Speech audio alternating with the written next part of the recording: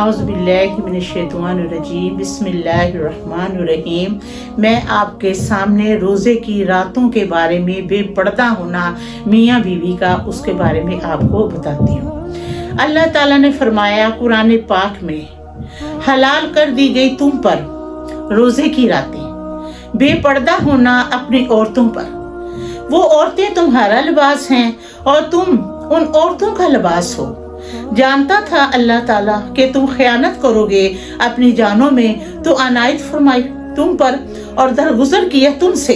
बस अब मिलो अपनी औरतों से और तलाश करो जो लिख दी है अल्लाह ताला ने तुम्हारी किस्मत में औलाद, और खाओ और पियो यहाँ तक के वाजिया हो जाए, स्याहदारी से सफेददारी सुबह फजर तक। और ना मिलो तुम अपनी बीवियों से जबकि तुम इत्तिकाफ पर बैठे हो मस्जिदों में।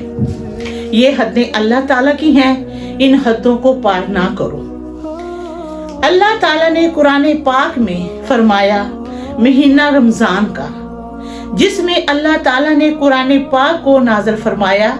ये कुरान पाक हिदायत है लोगों के लिए, और ये कुरान पाक रोशन दलाइल है हिदायत से, फुरकान है। कुरान पाक फुरकान है, अच्छे और बुरे में फर्क बताने वाला। कुरान पाक में है कि जो शख्स पाए तुम में से ये महीना, तो उसे चाहिए कि खुद रोजे रखे, और जो शख्स तुम में से है बीमार या सफर पर हो, तो जो उसने रोजे छोड़े हैं ना, उसकी गिनती कर ले। और गुजरे दिनों को अल्लाह ताला चाहता है तुम्हारे लिए आसानियां, और अल्लाह ताला चाहता नहीं तुम्हारे लिए दुश्वारियां।